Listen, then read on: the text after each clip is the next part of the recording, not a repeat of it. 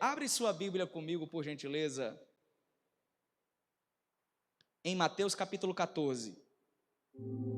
Enquanto você vai abrindo, eu quero só reforçar aqui as palavras do pastor Pinheiro. Para quem não conhece, o pastor Pinheiro é meu pai, tá? Que está fazendo um excelente trabalho nessa parte de missões. Queridos, há uma frase que ficou muito conhecida no Brasil, principalmente aqui no Ceará, porque ela foi ramificada daqui, tá? É uma frase cristã, missionária, que diz que missões está no coração de Deus. Mas nós podemos ir além, nós podemos dizer que se nós tivéssemos a capacidade de abrir o coração de Deus, eu acho que a frase que nós encontraríamos lá, a palavra seria missões. Porque no mandado, no imperativo de Jesus para nós, a sua primeira ordem que ele nos dá é para que nós possamos ir e alcançar os povos. Pastor Pinheiro aqui orou pela região da Amazônia, que coisa triste o que está acontecendo naquele lugar, e mais triste ainda ver que estão simplesmente usando de uma plataforma tão triste de famílias que estão perdendo seus entes queridos para transformar em uma briga política. Nós, enquanto igreja, de fato, temos a obrigação de orar, mas de agir também. Nós temos essa obrigação de orar e de agir. Existem pessoas que dependem do nosso socorro, literalmente falando. Certa vez, Jesus conversando com seus discípulos, ele disse uma coisa que chocou a vida dos discípulos. Ele disse: estive nu, vocês me vestiram. Estive com fome, vocês me alimentaram. Eu estive preso, vocês me visitaram. Os discípulos olharam para Jesus e disseram assim: mas Senhor, nós não lembramos em hipótese nenhuma desse acontecimento que o Senhor está relatando. Jesus olhou para eles e disse o seguinte: todas as vezes que vocês fazem a um dos meus pequeninos, a mim vocês estão fazendo. Então nós, enquanto igreja, temos essa obrigação. Como igreja, nós não somos somente uma parte da sociedade que estamos aqui nos reunindo domingos, segundas e quintas-feiras para ouvirmos uma palavra. Nós temos uma obrigação. A nossa obrigação fomos transformados para transformar o mundo. Não saiu um glória a Deus? Nenhum amém, nenhum é verdade, assim seja. Vou repetir de novo. Fomos transformados para transformar o mundo, a ponto que todas as vezes que o mundo olhar para nós, que eles vejam aquele que nos enviou para levar a boa nova do Evangelho. Amém? Então todas as vezes que você estiver orando, ore sim por Manaus, ore por todo o Brasil e ore pelo mundo. Nós estamos vivendo de fato uma crise de saúde pública, mas isso é algo que nós só estamos tendo esse tipo de sensibilidade porque está muito em ênfase, está muito na mídia, e a mídia é muito seletiva quanto àquilo que ela quer mostrar. Que nós oremos também pela igreja perseguida, irmãos. Para quem não sabe, o ano de 2020, na última década, foi o ano que cristãos mais foram assassinados no mundo. Foram os 10 anos. O ano de 2020, ano passado, na última década, em 10 anos, foi o ano que mais cristãos foram assassinados no mundo por causa da sua fé. Então nós estamos vivendo de fato os últimos momentos e os últimos capítulos da igreja da terra. A você que sempre está fazendo previsões e construindo projetos, não há nenhum problema com isso. A única coisa que nós precisamos entender é que nós não devemos nos acostumar aqui. Quando está se passando por uma ponte, eu nunca vi, por exemplo, alguém querer construir em cima da ponte uma casa, porque ponte é lugar de transição e de passagem. É isso que nós estamos fazendo aqui. Então nós estamos nessa transição, nós estamos caminhando para a nossa Canaã celestial que Deus preparou para todos aqueles que o amam. Amém? E nós iremos para lá em nome de Jesus. Alguém aqui tem saudade do céu? Saudade do céu? Vontade de ver o meigo nazareno, vontade de olhar Jesus, de dar um abraço nele, de dizer: Senhor, muito obrigado por tudo, por tua morte dolorosa na cruz, que me conferiu a oportunidade de viver. Então, enquanto estamos aqui, nosso maior objetivo deve ser agradar aquele que nos chamou das trevas para a maravilhosa luz. Deixa eu fazer uma pergunta para você: quantos aqui têm planos para a sua vida e para a sua família esse ano de 2021? Glória a Deus. Não há nenhum problema de fazermos os nossos planos. A questão máxima é Mateus 6,33. Se o Senhor Jesus, Ele for a prioridade desses planos, se tudo que nós sonharmos tiver como fim, como propósito, agradar ao Senhor e glorificar o nome dEle por intermédio das nossas conquistas, é certo que as expectativas de Deus irão casar com as nossas expectativas e nós viveremos coisas poderosas, extraordinárias, impactantes. Alguém acredita nisso? Toma posse dessa palavra. Bata na mão do vizinho que está do céu, ela diga assim: se as suas expectativas forem as expectativas do céu, pode ter certeza que Deus vai te surpreender poderosamente, abundantemente. Deus vai fazer infinitamente mais daquilo que pedimos, pensamos, segundo o poder que opera em nós. Quantos acreditam nisso? Me ajude aí, glorifique a esse Deus em nome de Jesus.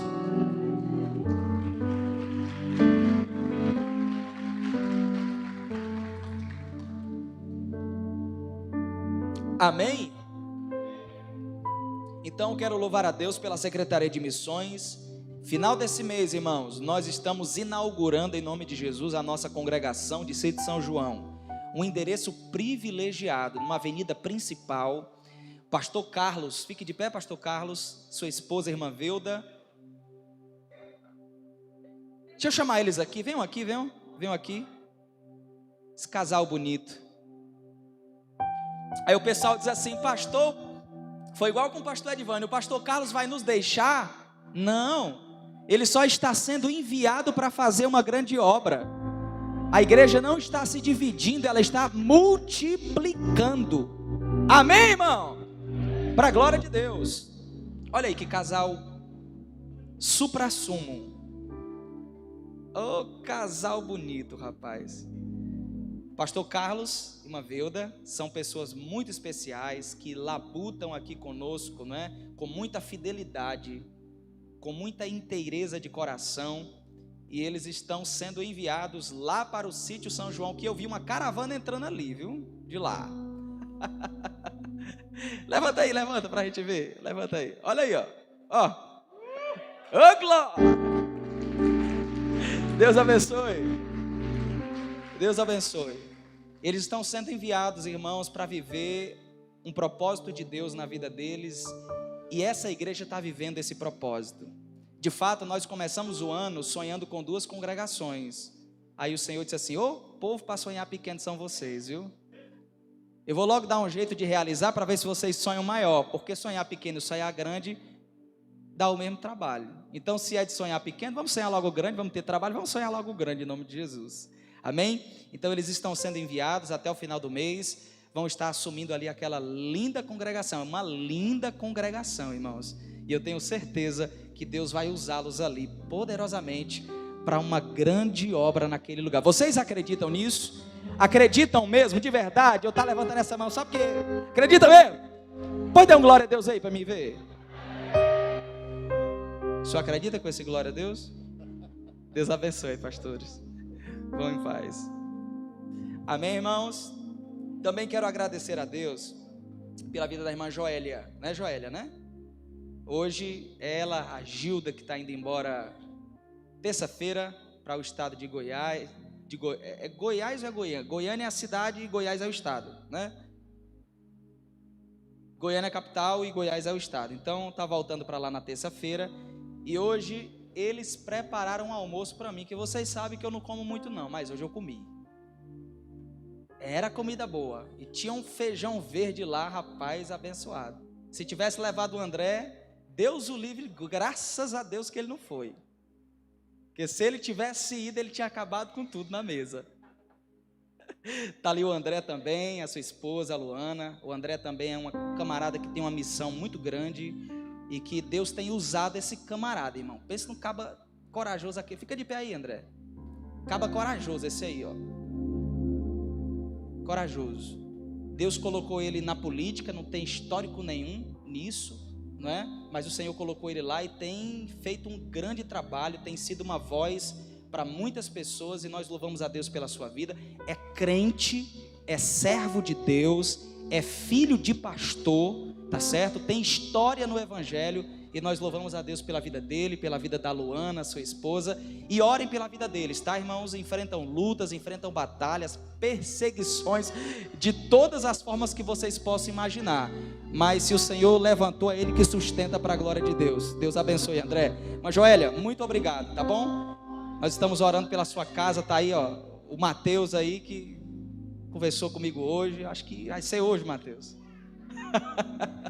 Abre sua Bíblia aí, irmão. Mateus capítulo 14, versículo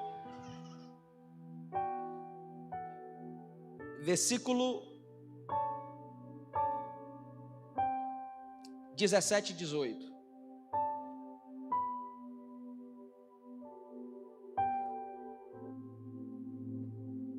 Perdão, 13 ao 21, tá? Está no meio aí.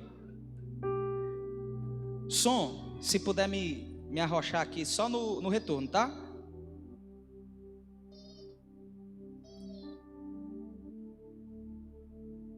A Dávila canta e o Tiaguinho prega.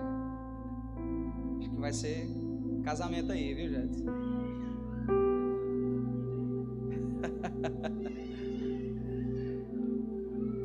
Mateus capítulo 14, versículos 13 ao 21, se você achou, me responda com um amém.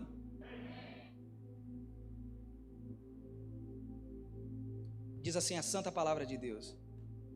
Jesus, ouvindo isso, retirou-se dali em um barco para um lugar deserto, distante, e sabendo o povo, seguiu a pé desde as cidades.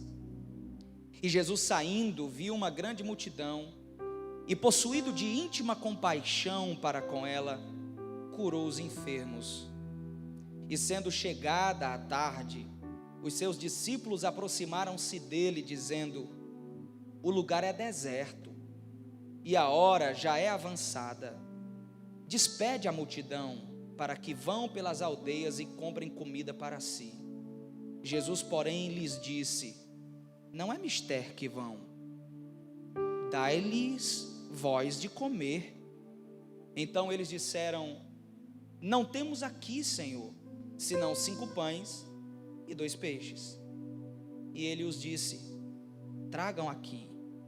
E tendo mandado que a multidão se assentasse sobre a erva, tomou os 5 pães e os 2 peixes, e erguendo os olhos aos céus, os abençoou, e partindo os pães, deu-os aos seus discípulos, e os discípulos entregou à multidão. E comeram todos, e saciaram-se, e levantaram dos pedaços que sobraram 12 cestos cheios. E os que comeram foram, naquele dia, quase 5.000 homens, além das mulheres e das crianças.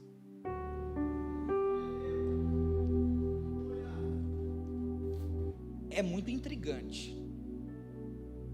muito desafiador essa forma como Jesus, ele nos convida como discípulos e como igreja para sermos iguais a ele. Do mesmo modo que Jesus, ele era a verdadeira luz que alumia a todos os homens, ele olhou certa vez para os discípulos em Mateus capítulo 5, versículo 14, dizendo que eles também eram a luz do mundo. Certa vez, Jesus disse que assim como o Pai havia o enviado, ele também estava nos enviando para o mundo. Outra vez, o apóstolo Paulo nos disse que tudo que nós devemos fazer, precisamos fazer em o nome do Senhor, porque nós somos cooperadores, somos dispenseiros e somos embaixadores de Cristo nessa terra. É interessante essa rica comparação que nós fazemos aqui, porque a história de Cristo, desde o início até o final, desde o seu nascimento até a sua glorificação, se parece demais com a história da igreja que nós vivemos. Desde o nascimento de Cristo, quando ele nasce em um aparente estado de simplicidade e numa manjedoura inofensiva, quando ele sobrevive às conspirações dos reis pagãos, como também ao seu fantástico batismo no Rio Jordão, quando João Batista o batizou e o Espírito de Deus desceu sobre ele de uma forma que a voz de Deus ecoou sobre todos aqueles povos, e todos entenderam que ali tratava-se do Filho de Deus, amado do Pai. Quando nós olhamos para essas realidades e fazemos esse paralelo, nós iremos perceber que a trajetória de Cristo estava necessariamente apontando para a trajetória da igreja. O início da igreja, de um modo muito simples, de um modo inexplicável, também sobrevivendo às conspirações dos reis, também vivendo debaixo de embates, também recebendo a porção do Espírito de Deus em Atos 2, também vivendo a manifestação da glória de Deus, nós iremos perceber que toda a trajetória de Jesus estava apontando para uma via dolorosa que a igreja ia passar, mas uma via muito gloriosa que a igreja iria viver também. Jesus certa vez falou aos seus discípulos em João, dizendo que se eles crescem, eles iriam fazer as mesmas obras que Jesus fez. Diga para o seu vizinho assim: se alegre essa noite, porque sobre nós está uma promessa, que nós iríamos fazer as mesmas obras que Jesus fez. Tem alguém que se alegra com isso? Mas eu tenho uma notícia ainda melhor para você. Jesus disse que se nós crescêssemos, nós não apenas faríamos as mesmas coisas, mas nós iríamos fazer coisas muito maiores do que as que Ele realizou. Sabe o que Deus está dizendo para nós hoje, meu querido irmão? Sobre a nossa vida repousa uma graça, uma autoridade que Ele dispensou para fazer coisas poderosas, sobrenaturais. Quando nós traçamos esse paralelo, nós vemos isso, que nós podemos todas as coisas naquele que nos fortalece, que sobre nós há um encargo, há uma missão, e Cristo já nos dispensou tudo aquilo que nós precisamos para executar aquilo que Ele colocou no nosso coração. Deixa eu te dar uma boa notícia hoje. Se você está sonhando em algo grande para Deus, se você está sonhando em fazer alguma coisa para Deus, Deus já conquistou para você tudo que você precisa para realizar tudo aquilo que Ele colocou no seu coração. Você pode levantar essa mão?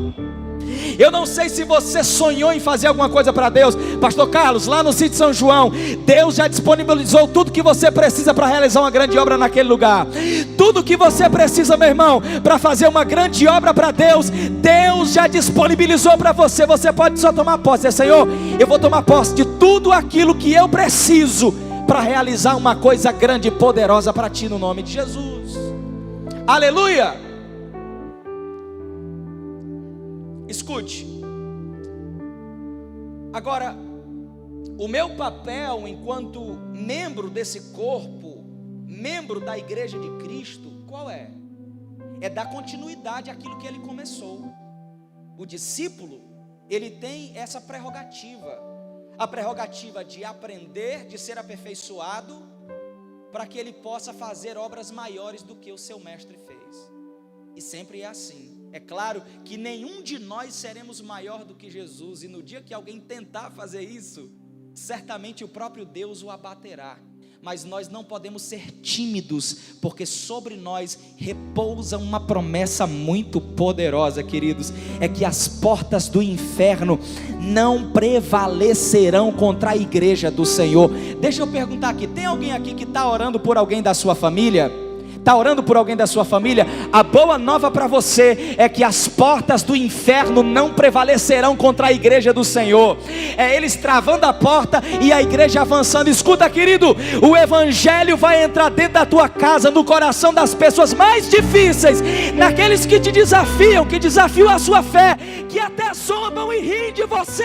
Pode ter certeza absoluta, não vai prevalecer sobre o evangelho de Cristo Jesus. Eu sinto Deus aqui.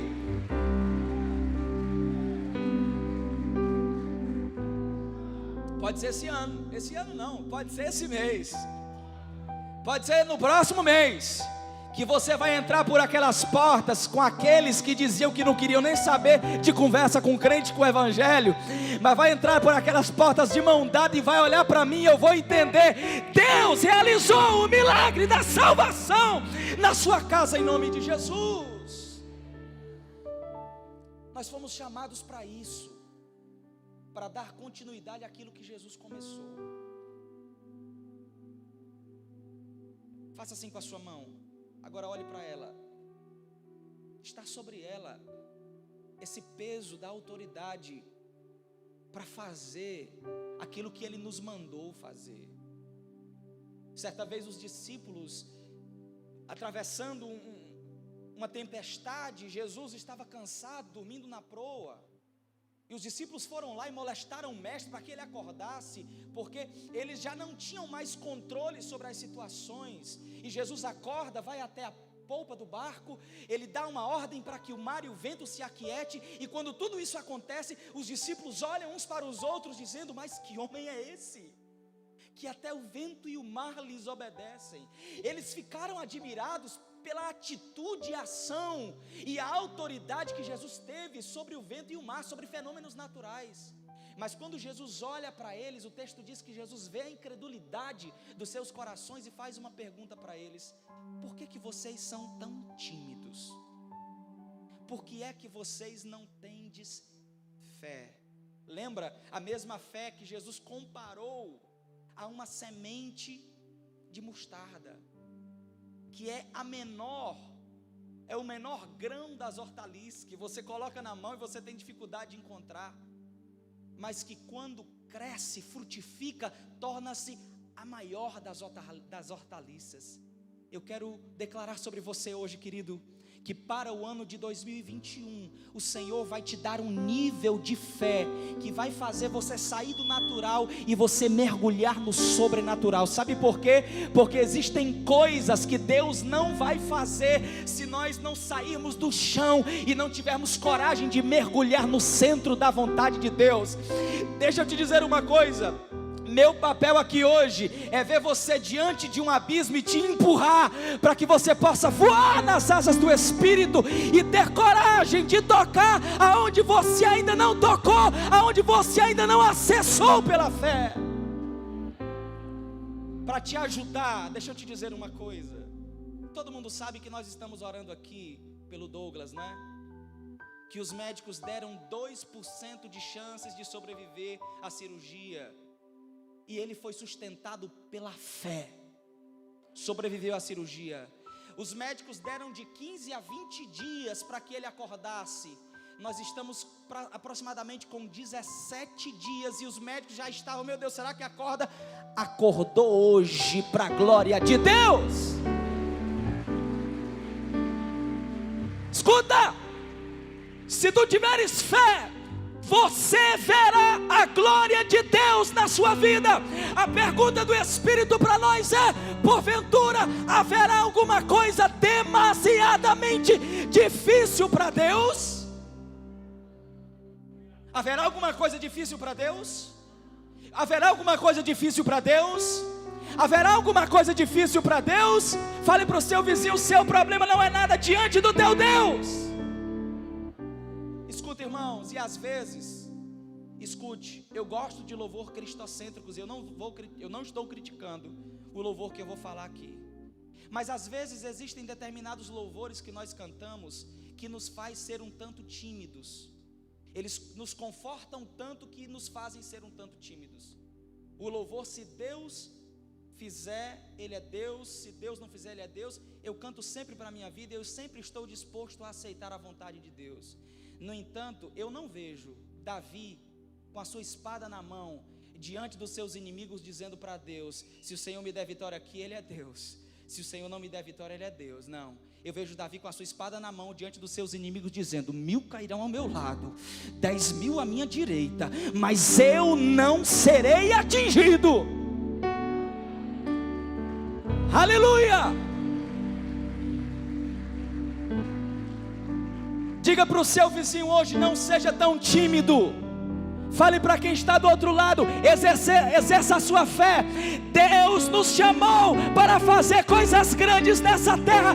E eu vim aqui dizer para você uma coisa, irmão: se você sonha pequeno, comece a sonhar grande, porque grandes são as obras que Jesus vai fazer por intermédio da sua vida. Alguém acredita nisso, irmão? Alguém concorda? Então vamos dar um minuto de glória a Deus e aleluia aqui. Exalta esse Deus e adore na beleza da sua santidade. Aleluia.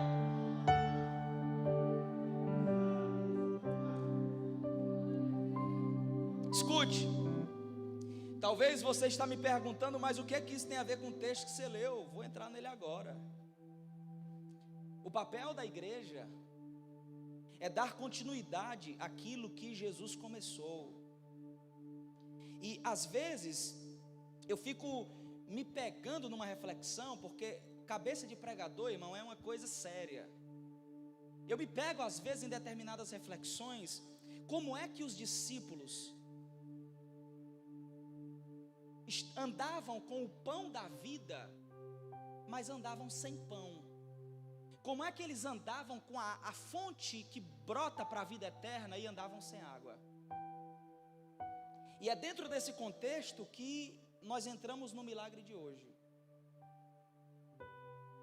Esse milagre que nós lemos está registrado em Mateus, mas é o único milagre de Jesus que também está registrado em Mateus, Marcos, Lucas e João. Ele se repete nos 4 evangelhos.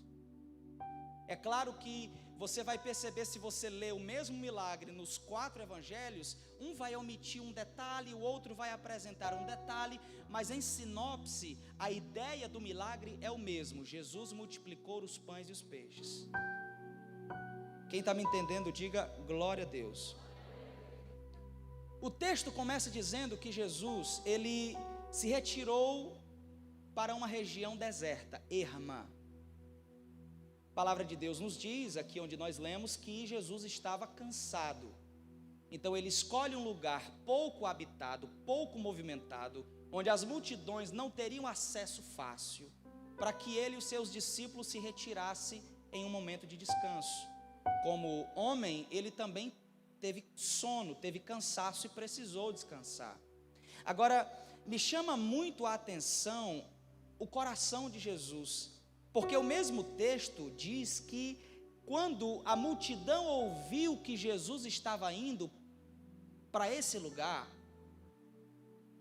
eles foram atrás e começaram a seguir a Jesus até o lugar. Quem está me entendendo, diga glória a Deus. E a palavra de Deus diz que quando Jesus olhou para aquela multidão, tinham muitos enfermos, muitos endemoniados, muitas pessoas que tinham diversas necessidades.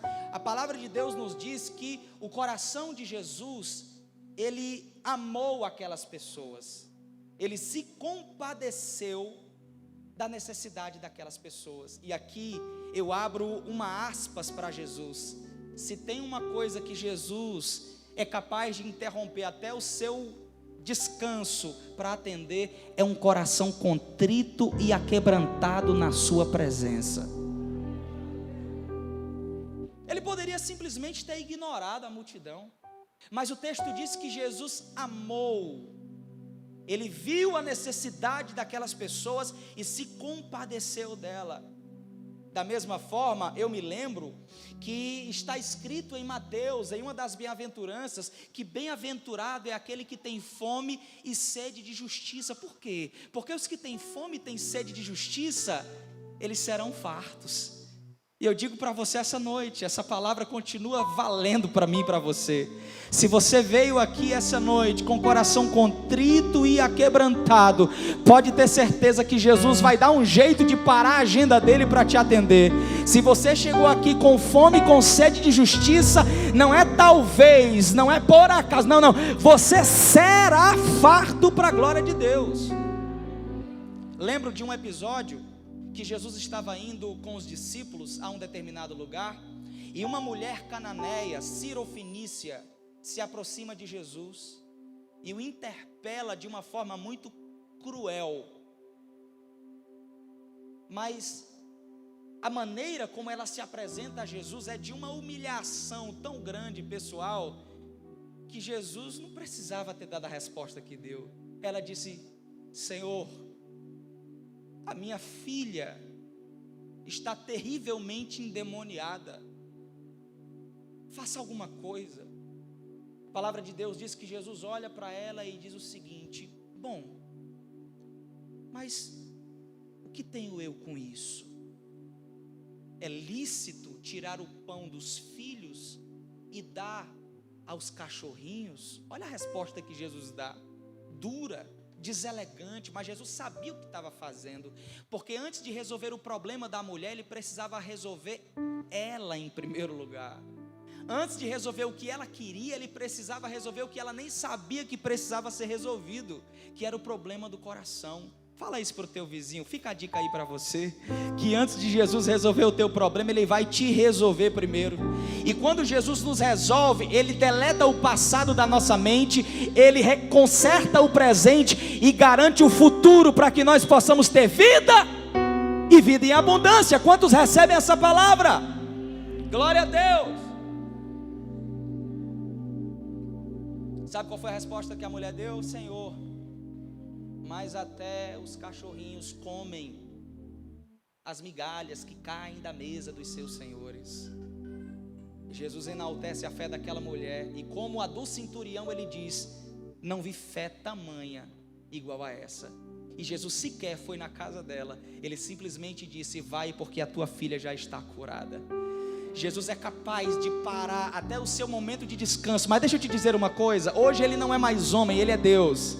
Ele não dorme, a palavra de Deus nos diz no Salmo 121, eis que não dormirá o guarda de Israel, eis que não tosquenejará. Pastor, o que é tosquenejar? Tem alguns irmãos na hora do culto fica tosquenejando assim, ó. Procura aí perto de você se tem algum que está aí tosquenejando aí. Se tiver, dá uma porrada aí, santa aí. Diga para o seu vizinho: você veio para cá para assistir culto ou para dormir, rapaz? Terra. Aleluia. Aqui eu vou botar para arrebentar, igual o Mauricinho bota para arrebentar comigo lá na academia, viu? Vou botar para arrebentar hoje aqui. Vou descontar. Diga para o seu vizinho: quem te guarda não dorme. Diga: ele não descansa mais porque não precisa. Olha para mim, o tempo dele é a eternidade. Ele está no Kairos, está vivendo exatamente fora da nossa dinâmica e fora do nosso tempo. Tudo aquilo que você precisa já está milimetricamente reservado para aqueles que o amam no nome de Jesus. Escuta, e eu quero te dizer que pode ser hoje o dia que ele vai se levantar do trono, pode ser hoje o dia que você vai sair por essas portas para exaltar e glorificar o nome dele. Pode ser hoje o dia que você vai sair daqui abraçado com o teu milagre. Aleluia.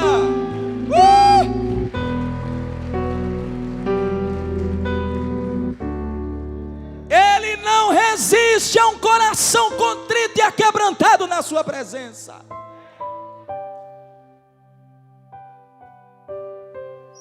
Ele olha para aquela multidão e o texto diz que ele teve compaixão daquela multidão. Deixou o seu momento de descanso e começou a curar os enfermos, expulsar os demônios e começou a pregar para aquela multidão. O problema é que parece que Jesus naquele dia estava empolgado, igual eu estou hoje, que vou levar o culto até meia-noite. Não é verdade, tenha calma. Calma, antes de você sair.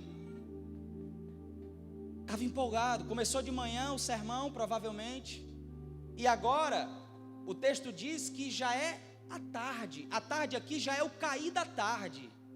Então perceba que Jesus pode ter iniciado a mensagem ali na metade da manhã, e ele já está no final da tarde pregando. Ele pede que toda a multidão se sente, e ele começa a pregar, ele começa a pregar.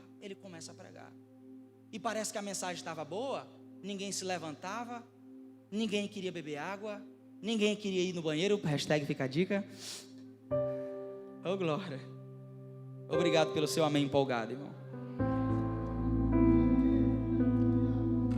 Jesus estava empolgado, a mensagem estava boa, todo mundo sentado, muito tempo de duração. Afinal de contas, ouvir Jesus não é ouvir o pastor Tiago. Jesus tem palavras de vida. Ele está lá pregando e está todo mundo sentado numa boa. Mas Filipe, que era de Betsaida, que sabia o percurso que demoraria até os homens saírem do lugar em que eles estavam assentados, ouvindo a pregação de Jesus, e chegar num comércio para comprar comida, sabia que não daria tempo se Jesus não parasse naquele momento.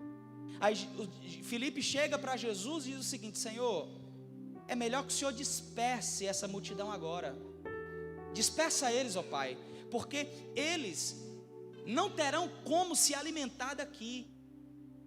E a palavra de Deus nos diz que a multidão estava com fome, quase desfalecendo de fome.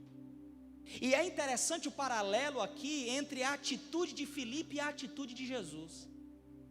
Porque Filipe chega para Jesus até com prática de justiça, né, com uma intenção muito boa de fazer com que as pessoas saiam da presença de Jesus para comer. Só que quando Filipe apresenta o problema para Jesus, Jesus apresenta a solução para Filipe. Só que a solução que Jesus dá para Filipe não cabe dentro da realidade dos discípulos. Quem está me entendendo aí? Entenda isso aqui. A solução que Jesus apresenta para o problema que Filipe entrega para ele não cabe dentro da cabeça deles e nem da lógica. Sabe por quê? Porque as soluções para as nossas vidas, elas sempre vêm do céu. E o que vem do céu, irmão, esquece que não tem explicação, não tem. Filipe diz: Senhor, despede eles, eles precisam ir embora, senão eles vão morrer. Jesus disse: vão não. Só que quem vai alimentar eles, Filipe, é vocês. Filipe enlouquece, fica louco.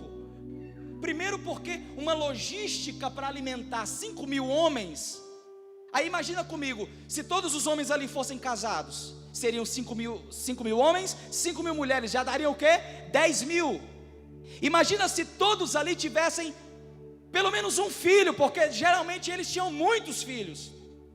Há um historiador que diz que ali aproximadamente tinham 20.000 pessoas. Imagina comigo essa logística de alimentar 20.000 pessoas em pouco tempo.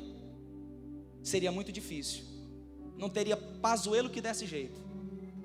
E seria mais difícil ainda essa situação, sabe por quê? Porque quando os discípulos olham para a realidade deles, eles percebem que nenhum deles tem um pedaço de pão sequer para compartilhar com o seu vizinho. Quem está me entendendo, diga: eu! Pois é, e agora o que fazer? Jesus mandou eles resolverem o problema, sim ou não?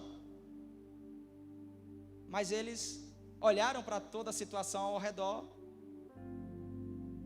e não viram como resolver o problema. Mas aí, a ordem de Jesus tirou os discípulos de uma crise momentânea e colocou eles numa ainda maior, quando eles começaram a se movimentar para procurar a resposta que eles precisavam para que aquele milagre acontecesse. Diga assim para o seu vizinho: começa a se mexer, viu?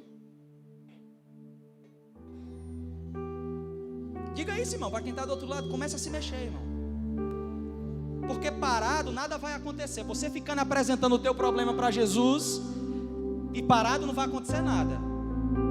Eles apresentaram o problema e Jesus apresentou a solução. O problema é que a solução que Jesus apresentou trouxe mais crise ainda no coração dos discípulos. Mas se Jesus falou que eles poderiam alimentar, é porque eles poderiam. Se Jesus falou que você pode sair dessa situação, você pode. Se Jesus falou que não vai terminar desse jeito, não vai terminar desse jeito. Se Jesus falou que Ele vai entrar na cena para que você glorifique o nome dEle, isso certamente irá acontecer. Porque o que Jesus fala, acontece. Amém? Aí os discípulos começam a andar no meio da multidão. E andando pelo meio da multidão, eles encontraram um garotinho prudente. Diz a Bíblia que eles encontraram um menino. João capítulo 6 descreve isso. Eu imagino o menino chegando na presença dos discípulos e dizendo: ó, aqui ó, eu trouxe uma cestinha para que eu pudesse ceiar aqui. Dá para mim. Deve dar para umas 2 ou 3 pessoas também. Aí eu fico imaginando Filipe olhando para aquilo e pensando no que Jesus havia acabado de mandar. Isso é coisa de doido. Como é que Jesus manda a gente alimentar uma multidão e a única coisa que a gente encontra aqui é 5 pães e 2 peixinhos? Para piorar as coisas, Jesus ainda pergunta para Filipe: Filipe, o que seria suficiente para alimentar essa multidão? Aí ele é irônico na resposta dele. Ele diz: Senhor, 200 denários, 200 dias de trabalho. Foi a resposta que Filipe deu para Jesus. E Jesus insistiu dizendo: alimente a multidão. Escuta, irmão, sabe o que é que Deus está dizendo para mim e para você essa noite? Sabe o que é que o Senhor está nos dizendo? Dê o seu jeito para crer naquilo que eu estou falando. Se você não consegue crer é o que Jesus está dizendo para mim e para você hoje, dê um jeito de você acreditar naquilo que eu estou falando.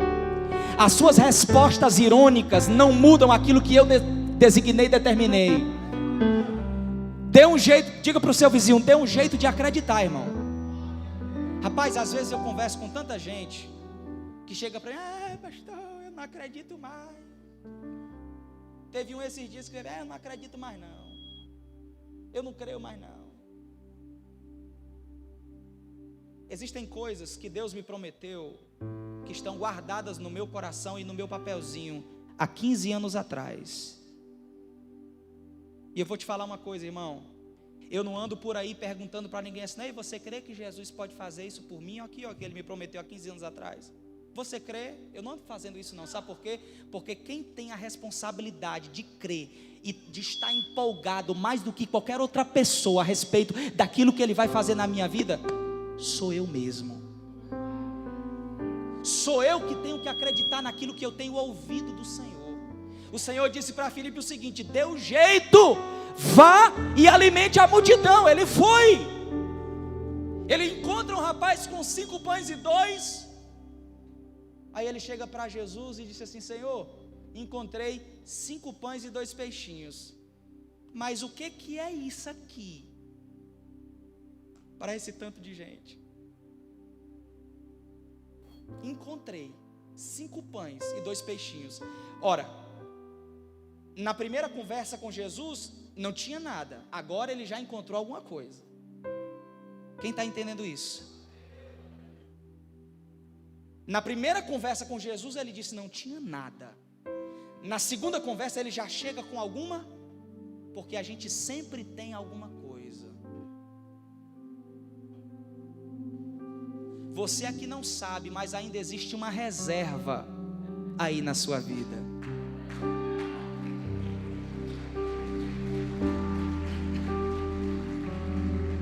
Você pode ter caído, pode ter parado na caminhada e está dizendo: eu não consigo me levantar, mas ainda tem alguma coisa aí que ficou guardado, que de vez em quando você ouve um louvor ativo, aí os olhos começam a derramar as lágrimas quentes na presença de Jesus. Ouve uma palavra, arrepia tudo, o couro da cabeça até a planta do pé. Sabe o que é isso? É a reserva. Ainda tem alguma coisa, é pequeno, é pouco, mas ainda tem. Ficaram fragmentos ainda aí, do casamento, dos negócios, de tudo. Ainda tem alguma, diga para o seu vizinho: ainda tem alguma coisa. E não menospreze aquilo que é pequeno. Ouça isso e se prepare para dar um glória a Deus, porque tudo aquilo que é pequeno, se for alimentado, cresce. Você entende isso? No primeiro diálogo não tinha nada, hein? Aí eu me lembro daquela mulher que foi procurar o profeta: meu marido era teu servo, hein? E ele temia ao Senhor, e ele morreu, e agora estão querendo levar os meus filhos, os credores querem levar os meus filhos para serem escravos. O profeta pergunta para ela: o que é que tu tem? Porque o milagre começa a partir do que eu tenho e não daquilo que eu não tenho. Então para de dizer que você não tem e começa a procurar o que você tem. Ainda que você tenha que fazer uma faxina, como aquela mulher fez, para encontrar a dracma que estava perdida, mas existe ainda alguma coisa aí que Jesus vai usar para fazer um milagre poderoso na sua vida. Você crê nisso? Meu irmão, levanta essa tua mão aí. Comece a liberar palavras de amor para Ele essa noite. Comece a dizer para Ele: Senhor, Tu és lindo. Comece a me mostrar, Senhor, o que é que eu tenho. Diz para Ele: o que é que eu tenho, Senhor? Existe alguma coisa que ainda está aqui, que eu vou colocar na sua mão, e o Senhor vai multiplicar para a glória do Teu nome.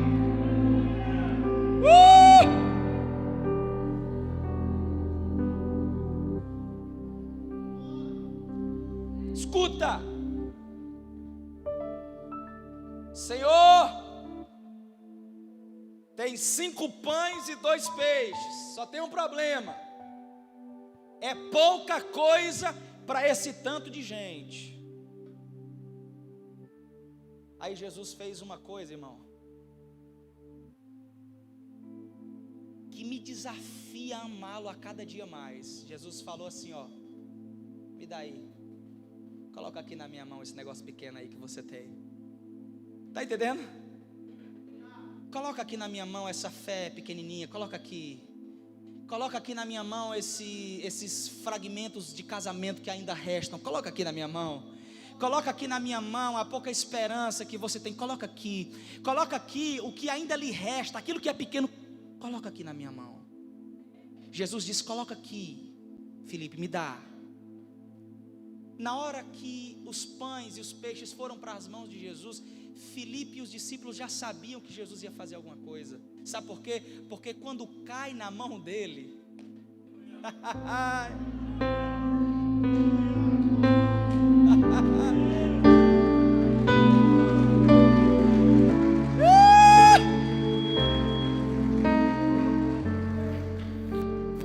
diga assim para o seu vizinho: só está desse jeito enquanto não cair na mão de Jesus.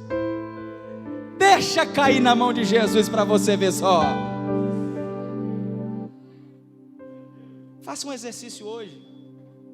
Eu não sei o que é que ainda lhe resta e o que você está apresentando para Deus para que um milagre aconteça.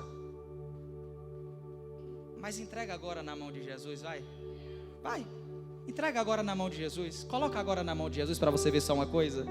Coloca agora na mão de Jesus esse casamento que está desconcertado, esses filhos que estão afastados, esse negócio que ainda não deu certo, essa porta que não se abriu, essa doença que ainda não foi curada. Coloca isso aí na mão de Jesus. Essas pessoas que andam te perseguindo, falando mal de você com inveja, coloca isso aí na mão de Jesus. Esse ministério, esse chamado que ainda não aflorou, que ainda não aconteceu, coloca na mão de Jesus. Eles colocaram na mão de Jesus. E a palavra de Deus diz que Jesus levantou ao céu, abençoou. E sabe o que eu acho mais interessante aqui? O interessante nisso aqui é que Jesus poderia simplesmente ter entregue os pães e os peixes multiplicados diretamente para a multidão. Seria muito mais fácil, sim ou não? Ele poderia simplesmente ter dito assim: olha, desçam anjos do céu agora e comecem a servir o povo, porque eles estão com fome e eles precisam imediatamente comer. Poderia fazer isso ou não? Mas o que é que Jesus faz? Jesus pega da mão de quem? Repita comigo: discípulos. E quando ele multiplica, ele entrega na mão de quem? Entendeu? Aquilo que é pequeno que você coloca na mão de Jesus, primeiramente ele entrega multiplicado como milagre na sua mão. Eita glória, rei fraco. Antes de abençoar as outras pessoas, vai te abençoar primeiro. Porque foi você que chorou pelo milagre, foi você que foi desafiado, e até mesmo sem acreditar, e sem ninguém acreditar, você acreditou e foi lá. As pessoas zombaram de você, riram de você, disseram que você era um doido, mas você teve coragem de ir, e você colocou a sua insignificância nas mãos de Jesus. Sabe o que é que o Senhor está dizendo? Eu vou devolver para você como milagre multiplicado. Eu vou fazer uma coisa poderosa.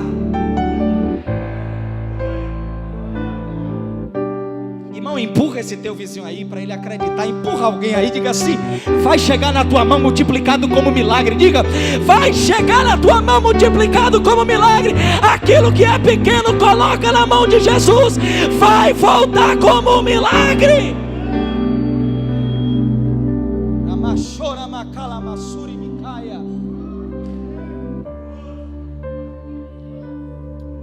Aleluia.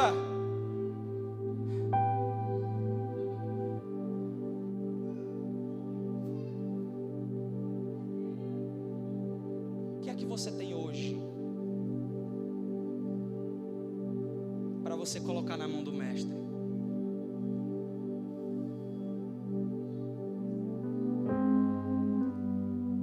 O que é tão pequeno hoje e que Jesus está dizendo para você, coloca na minha mão, mas você está menosprezando, dizendo, mas isso não é suficiente,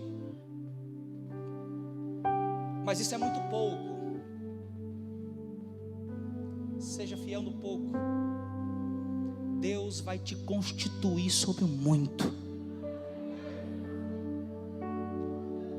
Sabe o que eu acho interessante aqui? Os discípulos receberam os cestos. Eles comeram no primeiro momento? Não. Porque o propósito de Jesus naquele momento era fazer os discípulos se tornarem protagonistas desse milagre. Era fazer os discípulos entrarem na dinâmica do céu. Para que o nível de fé deles pudesse subir. Agora que eles estão vendo o milagre, eles não vão comer no primeiro momento. Eles vão sair distribuindo para toda a multidão. Porque a bênção de Deus, ela não traz consigo dores e nem acarreta danos. E ela é suficiente para suprir a minha necessidade, mas também a necessidade de todos aqueles que estão ao meu redor. E quanto mais os discípulos entregavam cesto de pães, quanto maior era a necessidade da multidão, mais o pão e o peixe se multiplicava.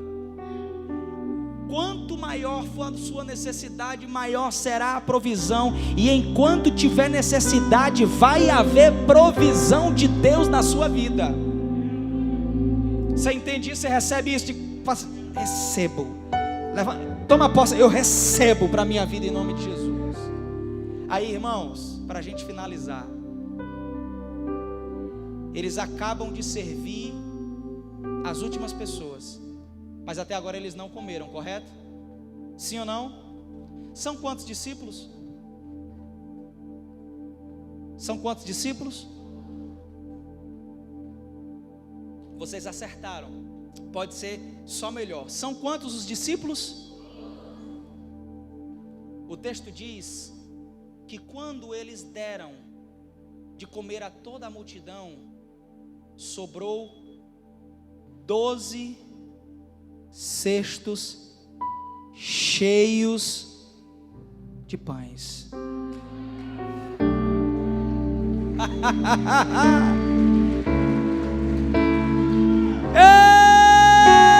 Eu estou sentindo Jesus aqui. Tem alguém sentindo a presença de Jesus aqui? Ô meu irmão, então se coloca de pé aí em nome de Jesus. Oh Deus, escuta.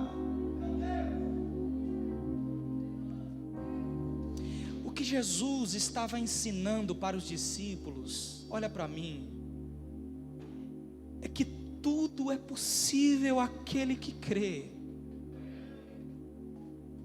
O que Jesus estava ensinando para os discípulos era que eu não posso menosprezar os pequenos elementos que existem na minha mão, porque as minhas crises, escuta isso e anota isso, guarda no teu coração, as minhas crises são as oportunidades que eu tenho para vivenciar milagres extraordinários.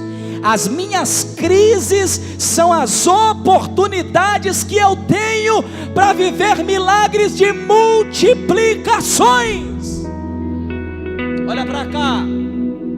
O que você chama de crise, Jesus chama de milagre. Vou repetir. O que você chama de crise, Jesus chama de milagre. O que você chama de dor, Jesus chama de processo para o milagre. Está doendo? Está te fazendo chorar? Está tirando noites de sono? Processo para milagre. Está vivendo aí uma necessidade? Deixa eu te falar uma coisa, Jesus é terrível.